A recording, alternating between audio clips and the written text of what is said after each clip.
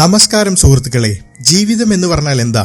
ഇന്ന് രാജാവ്, നാളെ ഫക്കീർ. ഇന്നലെ വരെ ബെൻസിലും ഓഡിയിലും കറങ്ങിയവൻ ഇന്ന് KSRTC ബസ്സിന് കൈകാണിക്കുന്നു. ഇന്നലെ വരെ ബസ് സ്റ്റാൻഡിൽ കിടന്നവൻ ഇന്ന് ഹെലികോപ്റ്ററിൽ പറക്കുന്നു. മനുഷ്യന്റെ ഒരു കാര്യമേ, വീഴുന്നു, എഴുന്നേൽക്കുന്നു, വീണ്ടും വീഴുന്നു. ഇതാണ് നമ്മുടെ നാട്ടിലെ രാഷ്ട്രീയക്കാരുടെയും അവസ്ഥ. നമ്മുടെ PV അൻവർ സാറിന്റെ കാര്യം തന്നെ എടുക്കാം. പണ്ട് എന്തായിരുന്നു ഒരു പ്രതാപം? ഒറ്റയ്ക്ക് നിന്നാൽ സെക്കൻഡ് അടിക്കാനുള്ള കപ്പാസിറ്റി. ബിസിനസ് സാമ്രാജ്യങ്ങൾ, സൈബർ പോരാളികൾ, പിന്നെ ഒറിജിനൽ പോരാളികൾ.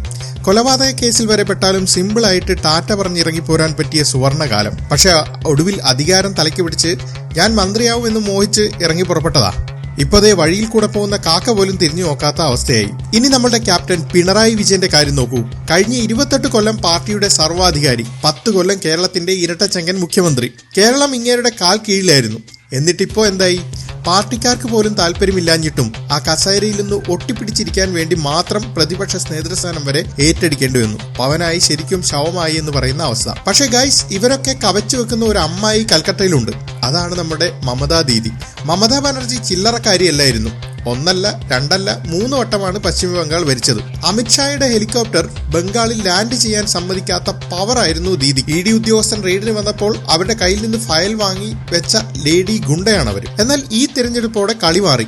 ദീദിയുടെ പാളം തെറ്റി. BJP അവിടെ ജയിച്ചു എന്ന് മാത്രമല്ല, മമത സ്വന്തം മണ്ഡലത്തിൽ തോറ്റാലും മമത രാജിവെക്കാൻ തയ്യാറായില്ല. പക്ഷേ സീൻ അവിടെയല്ല മക്കളെ. പണ്ട് മഹാരാഷ്ട്രയിൽ ഉദ്ധവ് താക്കറയെ നോക്കി ഏകനാഥ് ഷിൻഡെ ഷിൻഡത്തരം കാണിച്ചില്ലേ? അത്ര വലിപ്പത്തിലുള്ള പണി ദീദിക്കും കിട്ടി. മമതയുടെ വലങ്കൈയും അനന്തരവനുമായ അഭിഷേക് ബാനർജിയെ നാട്ടുകാർ വഴിയിലിട്ട് പെരുമാറുന്നു. മറ്റൊരു വലങ്കയ്യൻ ഷാജഹാൻ ഷെയ്ഖ് ജയിലിലിരുന്ന് അഴിയെണ്ണുന്നു. ഒടുവിൽ ദീദി സ്വന്തം ചോര നീരൊഴുക്കി ഉണ്ടാക്കിയ തൃണമൂൽ കോൺഗ്രസ് TMC പാർട്ടി ഇപ്പൊ തന്നെ ദീദിയെ കൈവിട്ടു.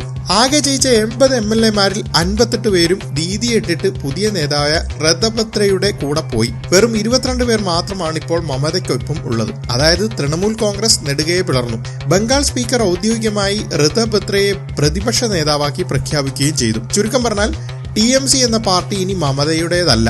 സ്വന്തം വീട് മറ്റാരോ ആധാരം മാറ്റി എഴുതിക്കൊണ്ടുപോയ അവസ്ഥയിലാണ് ദീദി ഇപ്പോൾ. ഈ ഋതപത്ര ആരാണെന്നറിയാമോ? പണ്ട് CPM-ലെ തിളങ്ങുന്ന ഒരു യുവരക്തമായിരുന്നു. ആഡംബര ജീവിതം നയിച്ചതിന് പാർട്ടി പുറത്താക്കി. 3 കൊല്ലം കഴിഞ്ഞ് TMC-യിലെത്തി. ഇപ്പൊ ദീദിയെയും പുറത്താക്കി നേതാവായി. നാളെ ഇദ്ദേഹം ഈ 58 പേരെയും കൂട്ടി BJP-യിൽ പോയാലും അത്ഭുതപ്പെടാനില്ല. ബംഗാളിൽ കളി വേറെയാണ് മക്കളെ. പക്ഷെ സുഹൃത്തുക്കളെ, ബംഗാളിൽ BJP-യും മോദിയും അമിത്ഷായും ചേർന്ന് ദീദിയുടെ ഗുണ്ടാരാജ്യം അവസാനിപ്പിക്കുമ്പോൾ യഥാർത്ഥത്തിൽ പണി കിട്ടിയത് ആർക്കാണെന്നറിയാമോ? അത് ശരിക്കും മലയാളികൾക്കാണ്. കാരണം എന്താണെന്ന് അറിയാമോ? ബംഗാളിലെ കപട കമ്മ്യൂണിസവും ഫെമിനിസവും നെഞ്ചിലേറ്റി ഇവിടെ പ്രസംഗിച്ച് നടന്നത് നമ്മളാണ്.